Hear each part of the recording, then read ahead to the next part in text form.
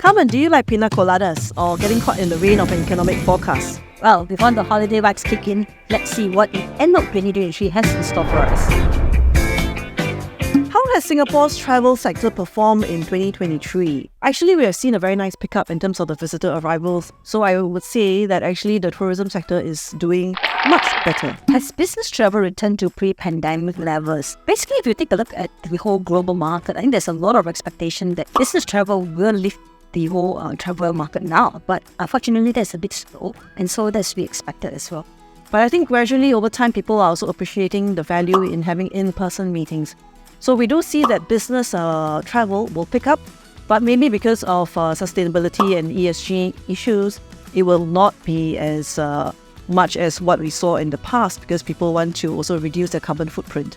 Do you have unusual or weird travel habits? For example, packing chili sauce on instant noodles? Oh yeah, I definitely don't believe in packing instant noodles or chili sauce because for me, traveling is about experiencing the whole local environment and local food. How has economic headwind and geopolitical development affected the travel industry? Well, I think if you look at the profile of the visitors to this part of the world in Asia, especially for Singapore, geopolitical tensions in some of these areas have not significantly impacted us. Revenge travel may be on a rise, but is there the same demand for tourism and hospitality stocks coming? Okay, I think the earlier part of the whole reopening, we saw a lot of revenge traveling, but this has since tapered off, and so we are not seeing that much of it. So with COVID and 2 years of excessive saving, that money has actually been deployed into the whole revenge travel. But as of now, I think that pace has actually come off quite a fair bit. In terms of the impact on the tourism and hospitality sector, you can actually clearly see that this year's performance is a little bit more muted than perhaps the first 2 years when the markets first opened. No Wi-Fi or no aircon. Which can you do without?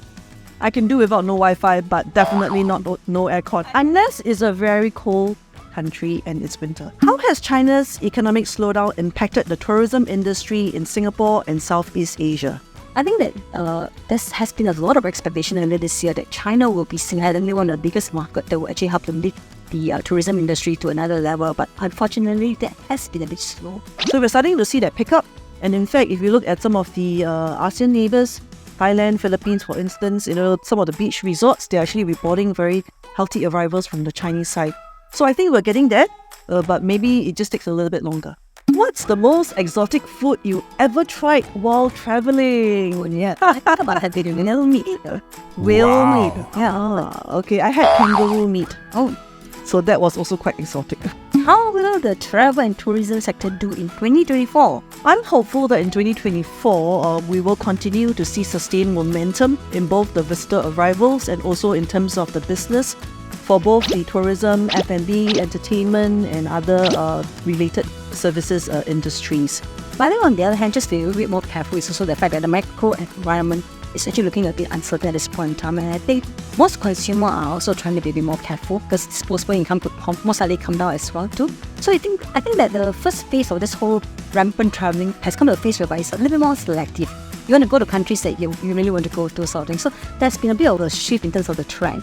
But having said that, I think the outlook is still fairly positive. It's just that from a very high base, this round will be a little bit more moderated in going to 2024.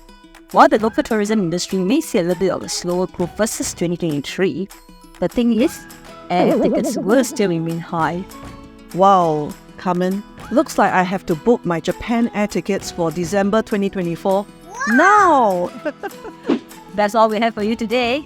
See you in 2024! Merry Christmas and Happy New Year! Happy New Year!